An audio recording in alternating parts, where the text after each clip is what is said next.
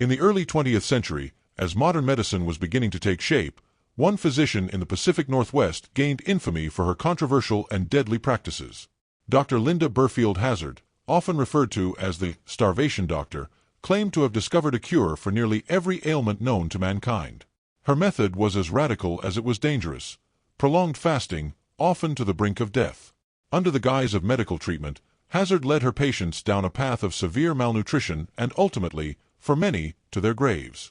Today, we explore the disturbing story of Dr. Linda Hazzard, a woman who, cloaked in the respectability of a medical license, became a perpetrator of unimaginable horrors. In this episode, we will delve deep into Hazzard's early life, her unorthodox medical philosophy, the establishment of her notorious sanitarium, and the tragic cases of those who fell victim to her lethal treatments. We'll also examine the legal battles that ensued, the psychological manipulation she employed, and the lasting impact her case had on the medical community and beyond. Linda Burfield Hazzard was born in 1867 in Carver County, Minnesota, the fourth of 8 children in a family that, like many of the time, struggled with the economic hardships of rural life. Her early years were marked by a deep interest in health, spurred perhaps by the loss of several siblings to illness, a common fate in the 19th century, when medical knowledge was limited and diseases like tuberculosis and cholera were rampant. As she grew older, Linda's interest in health and wellness evolved into a passion for alternative medicine. Unlike conventional physicians, who were increasingly embracing scientific methods and germ theory, Linda was drawn to naturalistic and non-invasive approaches. This was an era when the boundaries between mainstream and alternative medicine were still fluid, and many people sought out natural cures in opposition to what they perceived as the harsh treatments of orthodox medicine, such as surgery and the use of toxic chemicals like mercury. Linda's path to becoming a doctor was unconventional. She never attended a formal medical school, which at the time was becoming the norm for aspiring physicians. Instead, she married Samuel Hazzard, an army officer, and adopted his surname.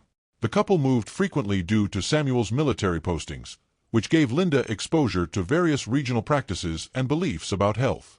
Her interest in fasting as a cure-all began to take root during these years.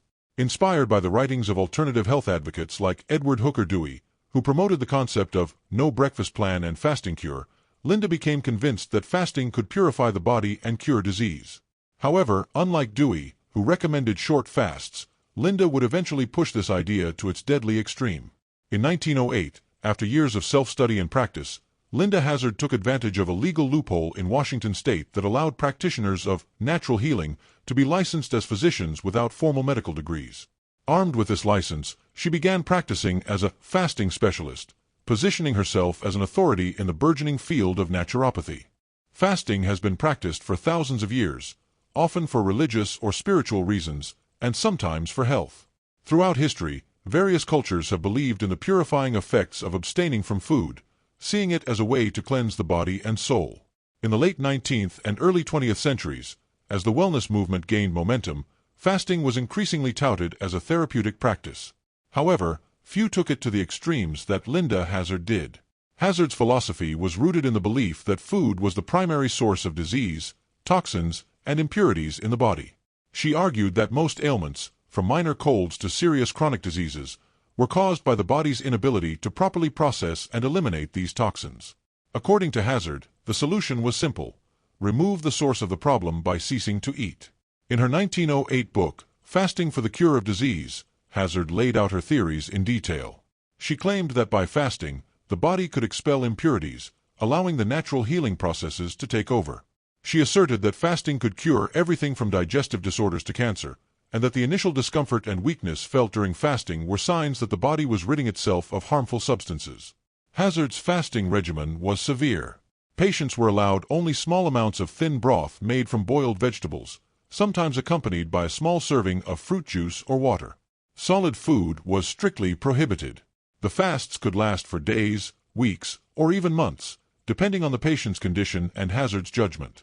In addition to fasting, Hazzard's treatment often included daily enemas and massages. The enemas were administered to cleanse the intestines, another practice that was rooted in the belief that toxins were the root cause of disease. The massages were meant to stimulate circulation and further aid in the detoxification process. These treatments were administered with a rigidity that brooked no questioning from patients, many of whom were already too weak to protest. What Hazzard did not acknowledge, or perhaps chose to ignore, was the physiological necessity of food. The human body requires a certain amount of calories and nutrients to function properly, and prolonged fasting can lead to severe malnutrition, organ failure, and death. Despite the growing evidence that her methods were harmful, Hazzard remained convinced of their efficacy, blinded by her own beliefs and the desire to prove herself in a male-dominated field. In 1908, Linda Hazzard and her husband Samuel moved to Olalla, a remote town in Kitsap County, Washington. There, she established a sanitarium she called Wilderness Heights, a place that was intended to be a retreat where patients could escape the stress of modern life and focus entirely on their health. However, the locals soon began referring to it by a more ominous name, Starvation Heights. Wilderness Heights was situated in an isolated area, far from the scrutiny of the medical community and law enforcement. This seclusion allowed Hazzard to operate with little oversight. The sanitarium itself was stark and minimalistic, reflecting Hazzard's belief in the simplicity and austerity of her treatments. Patients were housed in small, sparsely furnished rooms with little more than a bed and a chair. The isolation of the facility, combined with the severe fasting regimen, created an environment where patients were entirely dependent on Hazzard and her staff for care. Patients came to Wilderness Heights from all over the country, drawn by Hazzard's promises of miraculous cures. Many were wealthy individuals who could afford the high fees Hazzard charged, and who were desperate for relief from chronic illnesses that conventional medicine had failed to cure. They arrived at the sanitarium expecting a rejuvenating experience, but what they found was a grim and unforgiving regime.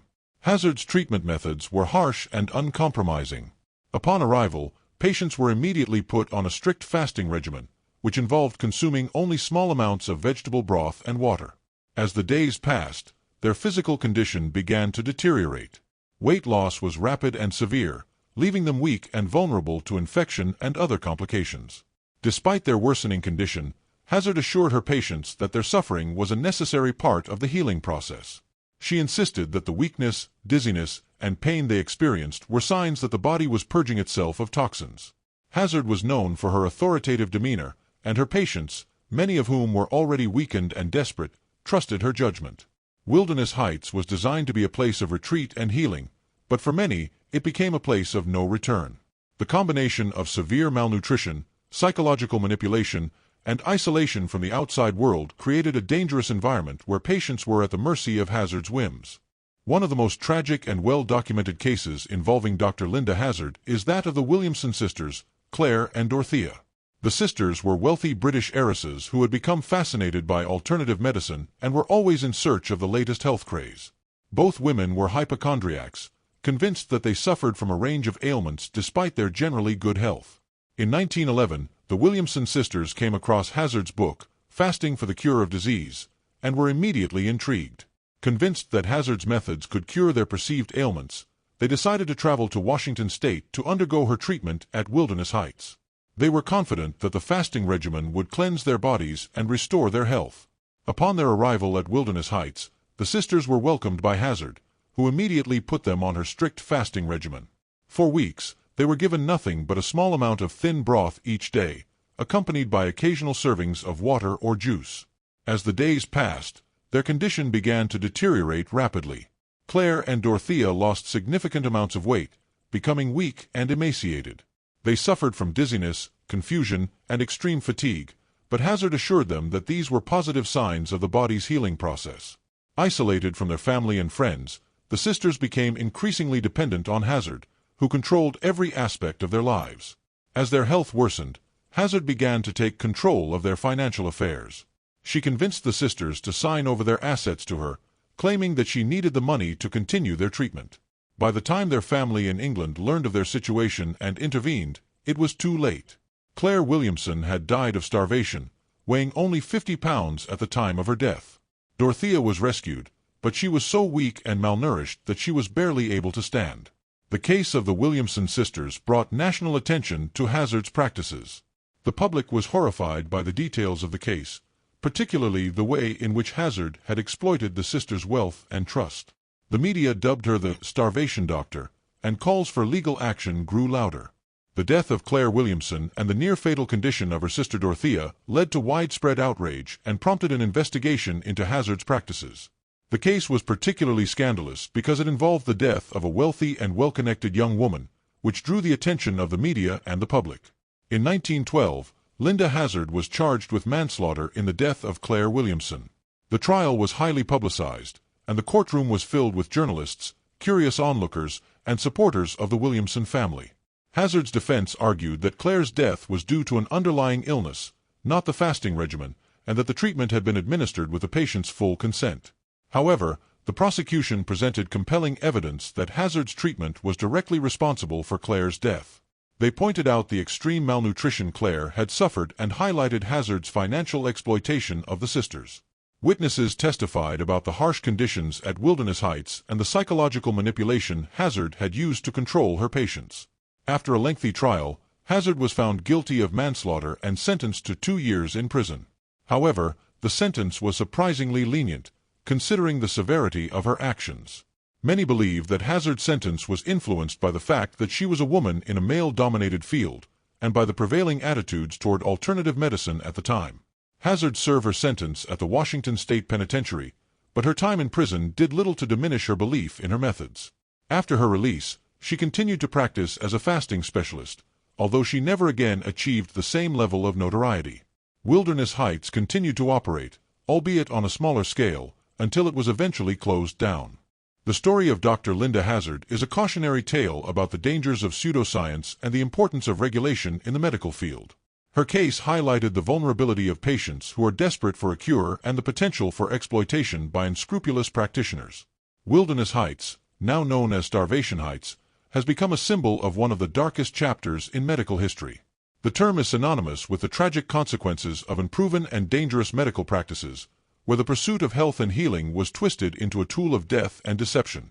Today, Hazzard's story serves as a stark warning about the need for skepticism and critical thinking in the face of medical claims. It also underscores the importance of oversight and regulation in the healthcare industry, to protect patients from the kind of exploitation and abuse that occurred at Wilderness Heights. The legacy of Dr. Linda Hazzard is one of tragedy and caution. Her life and career are a reminder of the importance of evidence-based medicine and the dangers of unchecked medical authority. As we reflect on the lives lost at Wilderness Heights, it's clear that Hazzard's pursuit of fame and fortune came at an unimaginable cost to her patients. If you found this video informative, please like and subscribe to our channel. In our next episode, we'll explore the case of Dr. Marcel Petiot, a French physician who used the chaos of World War II as a cover for his murderous schemes. You won't want to miss it, so be sure to tune in.